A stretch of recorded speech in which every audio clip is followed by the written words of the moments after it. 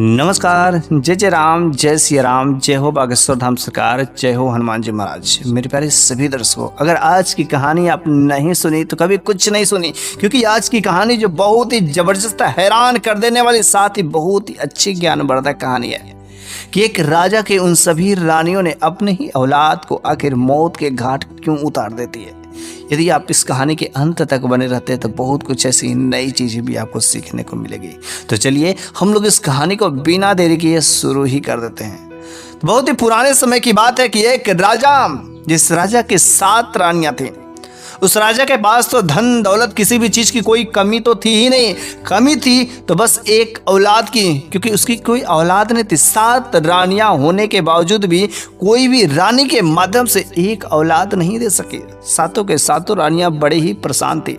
7 के 7 रानियों में से जो 6 रानियां थी वह महल में रहती थी, लेकिन जो 7वीं रानी थी, जो बहुत धीर, गंभीर, सहनशील, वह छोटी वाली जो रानी से बाकी जो 6 रानियां बहुत ही जलती थी। इस वजह से हमेशा लड़ाई झगड़े होते थे। तो राजा ने छोटी वाली रानी को महल से कुछ दूरी पर एक झोपड़पट्टी, छोटी सी कुटिया बना करके वहां पर वह रहती थी। तब भी उसको किसी प्रकार की कोई कमी नहीं थी। कभी राजा से शिकायत नहीं की, हाँ आप मेरे को इस तरह क्यों रखते हैं, कभी कोई शिकायत नहीं की। लेकिन राजा हर तरीके से अपने रानियों को जो भी सुखी का माध्यम हो सकता था, सारे के सारे चीजें दिया करता था, खाने पीने की। हाँ, राजा जो अभी महल में रहता था और अक्सर जो 6 रानियों के पास में समय दिया करता था, लेकिन वह राजा कभी काल जो है उस छोटी वाली रानी के पास में जाता था, हालचाल पूछता था, फिर चले जाता था।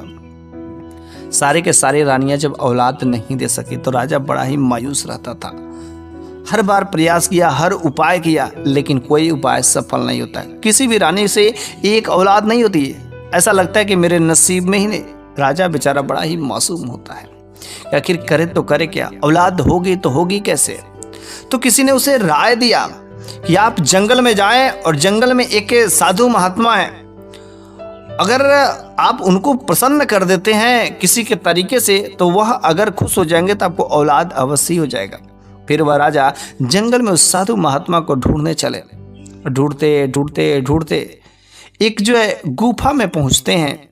और वहां पर गुफा में पहुंचते हैं तो एक साधु महात्मा तो वहां पर नजर आते हैं। बहुत ही राजा साहब प्रसन्न होते, लेकिन जो वे साधु महात्मा थे वहां पर जो है तपस्या में लीन रहते थे।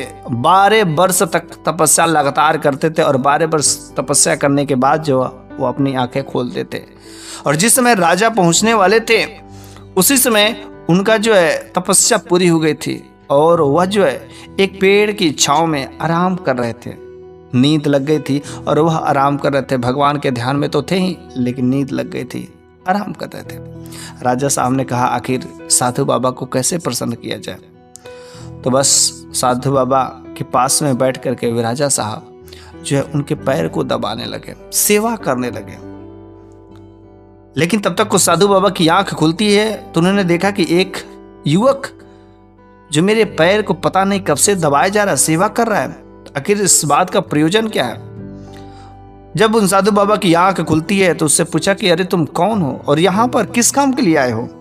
उसने कहा कि मैं एक नगर का राजा हूँ और मुझे किसी ने बताया कि आपके पास आने के लिए, और बस मैं ढूंढता फिरता आपके पास में आया।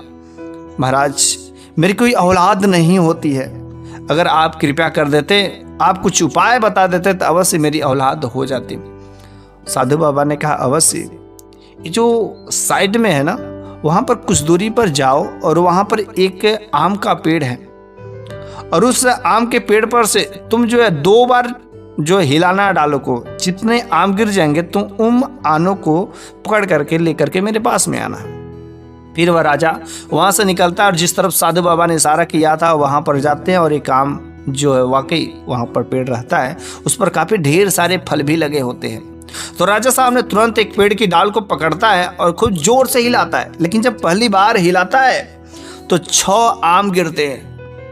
उन्हें याद आता करी एक बार नहीं, उस साधु बाबा ने 2 बार कहा था हिलाने के लिए। फिर से उस राजा साहब ने दूसरी डाल पकड़ करके जोर से हिलाता है तो बस दूसरी बार बस एक ही आम गिरता है। फिर से 6 एक 7 आम हो जाते हैं और उन 7 आमों को जो लेकर के वह उन साधु बाबा के पास में जाते हैं।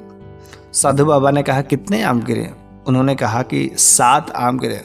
उसने कहा कि आप बहुत लकी हैं, आपकी 7 रानियां और 7 रानियों को आप एक एक आम खिला दीजिएगा, बस अवश्य ही आपको औलाद हो ही जाएगी।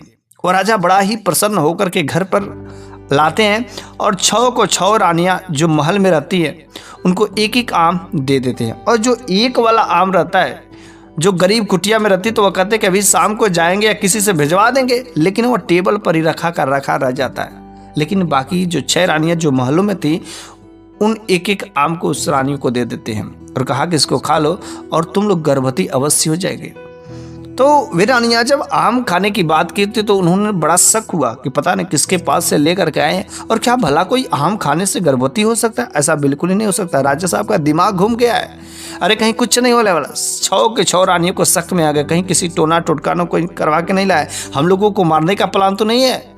और उन 6 को 6 रानियां शक में आकर के उस 7वें आम को भी लेकर के और पीछे जो चुपके से फेंकवा देती हैं। और जैसे जब पीछे से फेंकवा देते थे, यह बात जो है किसी तरीके से जो है उन छोटी वाली जो रानी थे उसके कानों में भी पहुंच जाती है कि राजा साहब ने आम लाए थे और उस आम को खाने से औलाद की प्राप्ति होती है, लेकिन उन रानियों ने घर के पीछे फेंकवा दिया।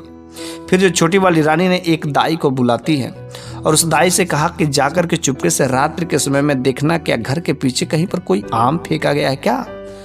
अगर आम जितने भी आम मिलते हैं बस आप उन आमों को इकट्ठा करके लेकर के चले आइएगा।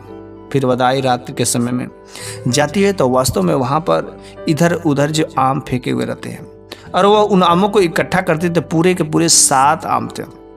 वो उन 7 आमों को धो करके भली बात अच्छे से साफ सफाई करके छोटी वाली रानी के पास में लेकर के जाती है। बस छोटी वाली रानी ने उन आमों को एक एक करके सारे के सारे आम खा जाती है।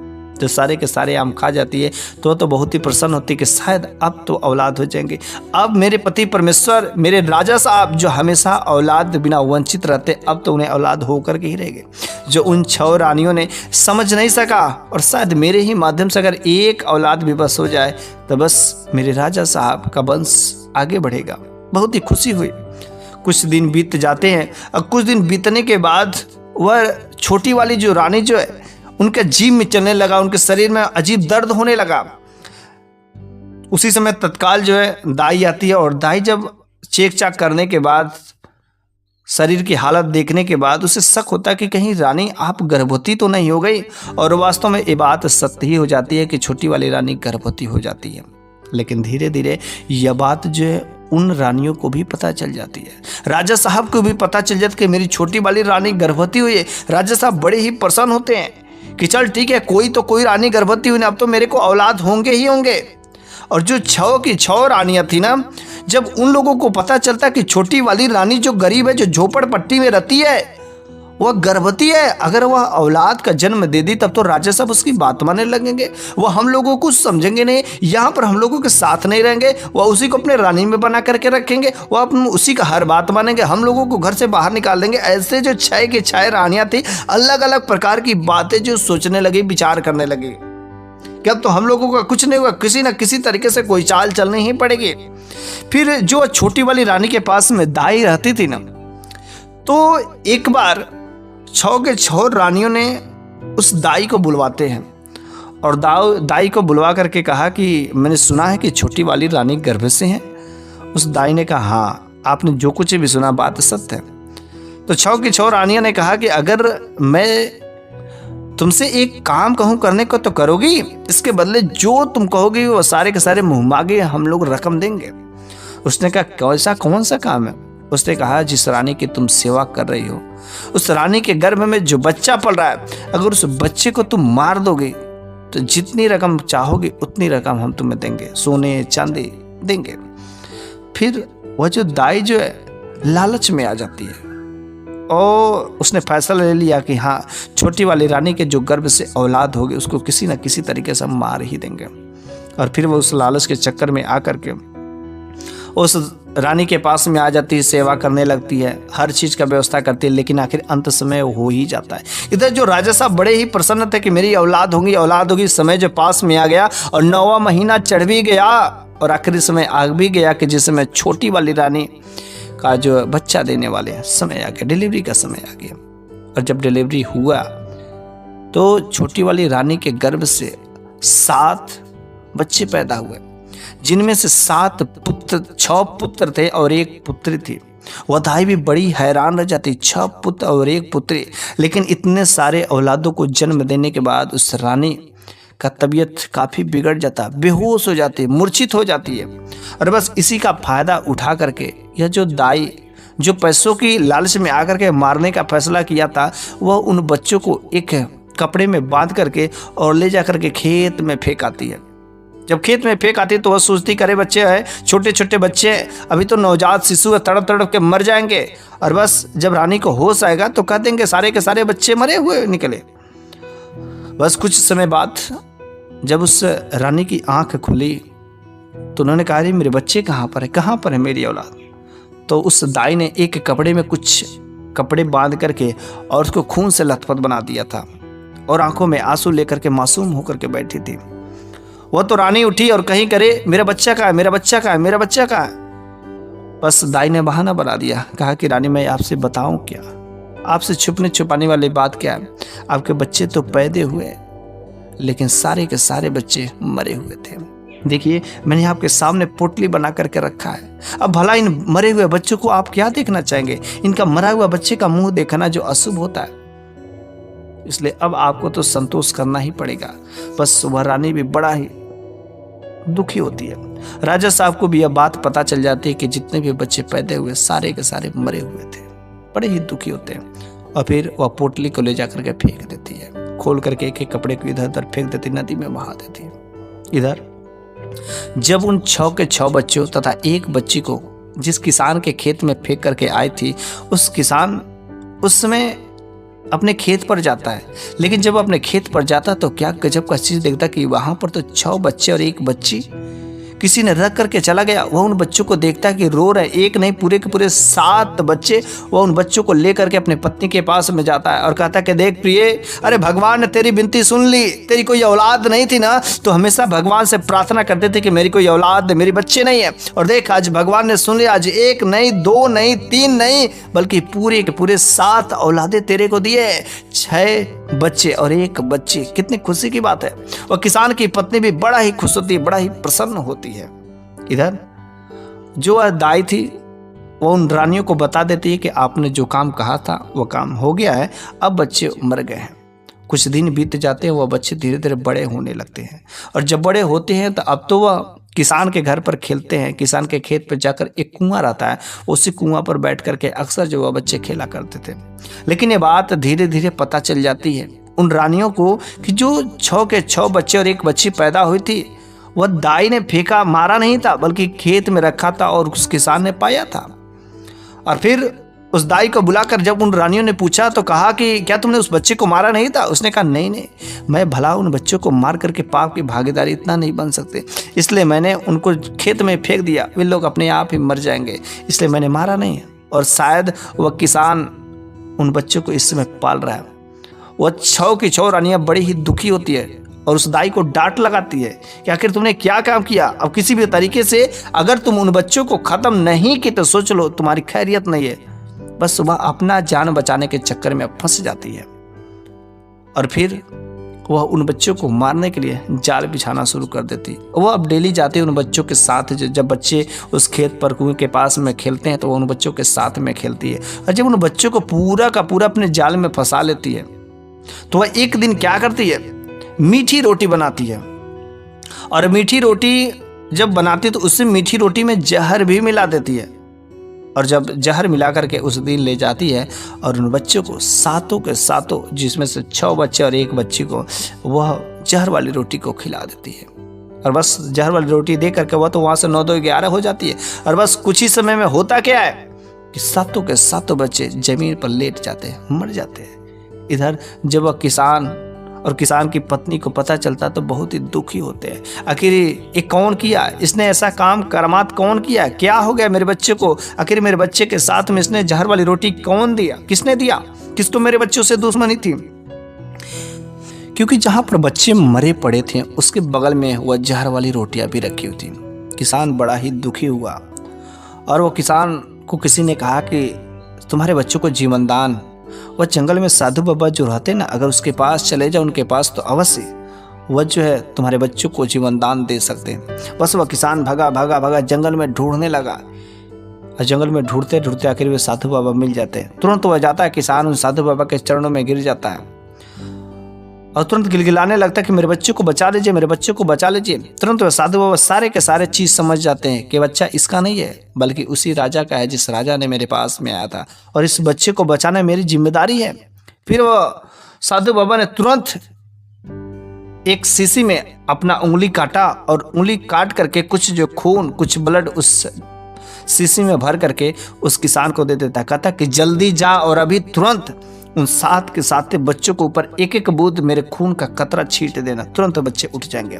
बस वह किसान तुरंत भगा भगा भगा भगा जो आता है और उनके ऊपर एक एक बूंद का कतरा जो छींट देता है, और वह तुरंत बच्चे उठ करके खड़े हो जाते हैं, जीवित हो जाते हैं। इधर वह दाई तो बड़ी प्रसन्न थे, अब तो बच्चे मर गए। वह जाती है और महल में बता देती है कि अरे बच्चे को मैंने जहर खिला दिया, मर गए हैं, अब कोई बात नहीं, कोई डरने की बात नहीं है।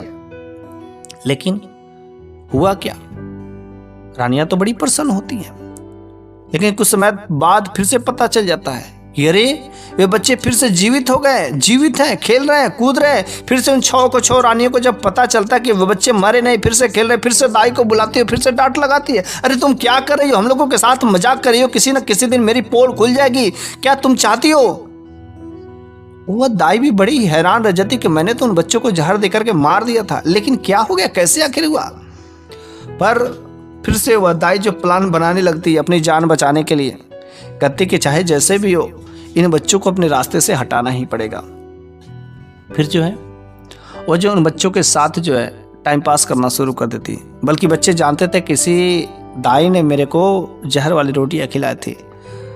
लेकिन धीरे धीरे वह दाई जो है उनके साथ खेलते खेलते फिर से अपने जाल में फंसा लेती है, और वह सोचती कि अगर इस बार फिर से अगर मीठी रोटियां मैं खिलाऊंगी तो बच्चे नहीं खाएंगे, किसी न किसी दूसरे माध्यम से जो है खिलाना पड़ेगा।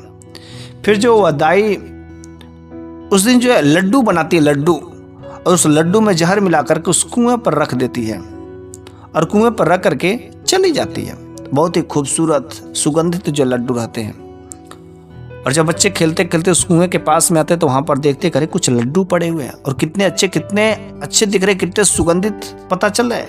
बस उन सारे के सारे बच्चों ने उन लड्डू को खा लिया, और जैसे लड्डू को खाया, चूंकि उसमें जहर मिला हुआ था, फिर से वह बच्चे मर जाते हैं। किसान और किसान की पत्नी फिर से जब अपने बच्चे को देखते हैं तो बच्चे मरे पड़े हैं, फिर से रोने लगते हैं।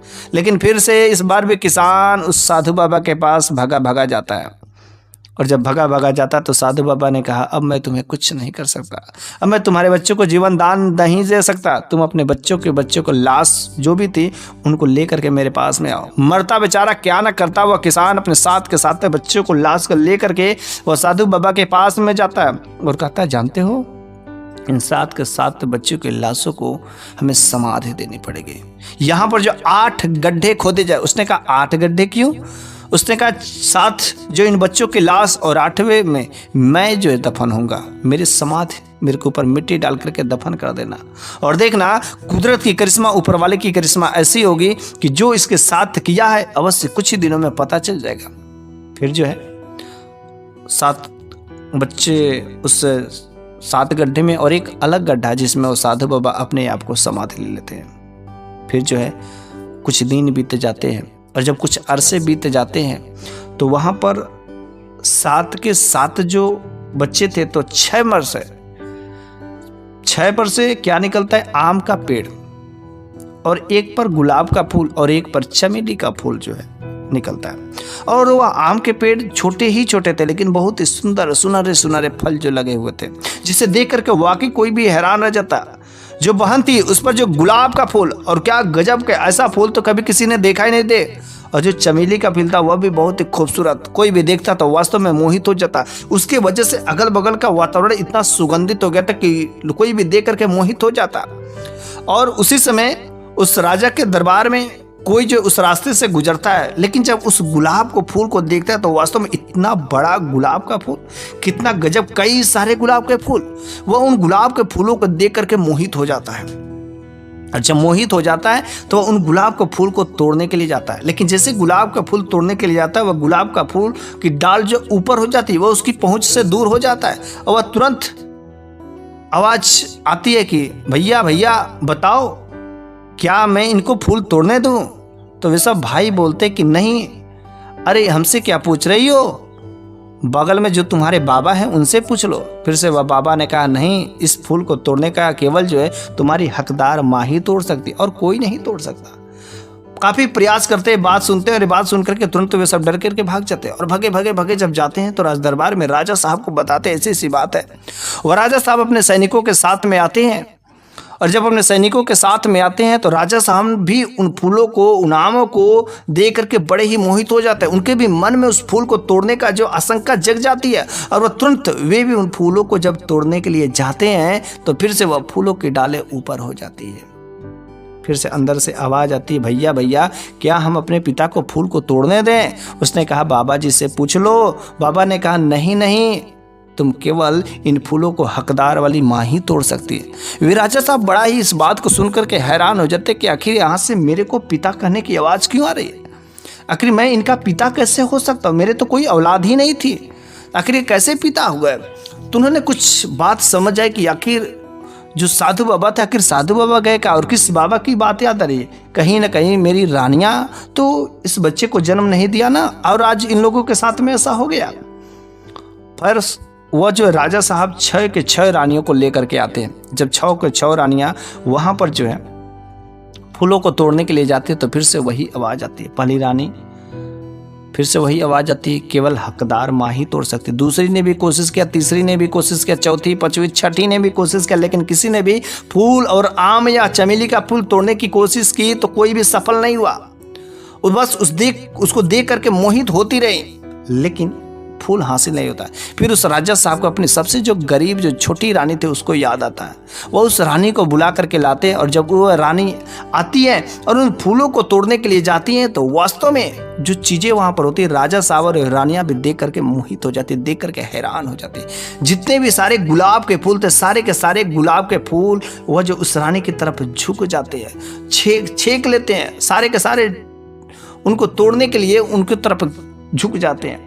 और छोटी रानी एक गुलाब के फूल को तोड़ देती है और जैसे फूलों को तोड़ती है तुरंत वहां से जो समाधि लिए थे वहां से बगल से कब्र, वहां से नीचे से जमीन फटती है और फटने के बाद वहां से 6 पुत्र और 1 पुत्री और बगल में साधु बाबा भी वहां से निकलते हैं। साधु बाबा ने कहा राजन, मैंने इतने दिन तक तुम्हारे इन पुत्रों को इस तरीके से मैंने बचा करके रखा क्योंकि शायद तुम्हें पता ही नहीं कि तुम्हारी जो 6 के 6 रानियां थी बार बार तुम्हारे इन पुत्रों को मरवा दे रही थी, लेकिन मैं भगवान का भक्त अपनी शक्ति से तपस्या से करके इन बच्चों को जमीन के अंदर हम छुपा करके रखे थे और आज आखिर तुमसे मुलाकात हो गई और आज का भेद खोलने का समय आ गया। जो वह किसान के पास में बच्चे थे वह किसान के बच्चे नहीं थे बल्कि तुम्हारे औलाद थे। तुम्हारी छोटी वाली रानी ने 6 पुत्र और 1 पुत्री को जन्म दिया था। जो ये दाई और ये तुम्हारी रानियां जो मिल करके 6 के 6 मिल करके उसको बार बार मरवा दे रही थी। मैं कितनी बार जीवन देता, इसलिए मैंने दूसरी बार जब इन लोगों ने इसको मारने की कोशिश की तो मैंने जमीन में छुपा लिया और आज तुमसे जो फैसला हुआ बस मेरे पास यही रास्ता था। अगर तुम अपना जीवन चाहते हो तो बस इन 6 के 6 रानियां और वो जो दाई है उनकी लीला समाप्त करो, तब जाकर के पुत्र तुम्हारे घर पर जाएंगे। राजा बड़ा ही खुश होता है, लेकिन दूसरी तरफ बड़ा ही उसे गुस्सा भी आता है कि मेरी जो 6 के 6 रानियां मेरे ही पीठ पीछे इतना मेरे साथ में चाल चल रही थी और वह दाई भी इनसे मिले जुले थी। सारे लोगों का पोल खुल जाता है। वह राजा साहब तुरंत 6 के 6 रानियों को और उस दाई को फांसी के फंदे पर चढ़ा देते हैं। फिर वह छोटी वाली रानी को अपने राजमहल में लेकर के जाते हैं। अब वह उस राजमहल में छोटी वाली रानी के साथ में 6 पुत्रों और 1 पुत्री के साथ में आराम से अब वह उस राजमहल में रहते हैं और बस इस तरीके से राजा को उनकी औलाद भी हो जाती है और भगवान पर उनका भरोसा और विश्वास और अधिक बढ़ जाता है। इसलिए कहा जाता है कि यदि आप भगवान पर भरोसा करते हैं, विश्वास करते हैं, आस्था करते हैं, तो कुछ ऐसी अदृश्य शक्तियाँ होती हैं जो असंभव कार्य को भी संभव बना देती हैं। इसलिए हम सभी लोगों को सच्चे दिल से भगवान की भक्ति भाव करना चाहिए, उनका ध्यान करना चाहिए, उनका भजन करना चाहिए और बस ऐसे ही अपना जीवन यापन करना चाहिए। बस मेरी कहानी यदि आपको अच्छी लगी हो तो कमेंट बॉक्स में आप अपनी राय जरूर दीजिएगा और जय जय राम जय सिया राम जरूर लिखिएगा।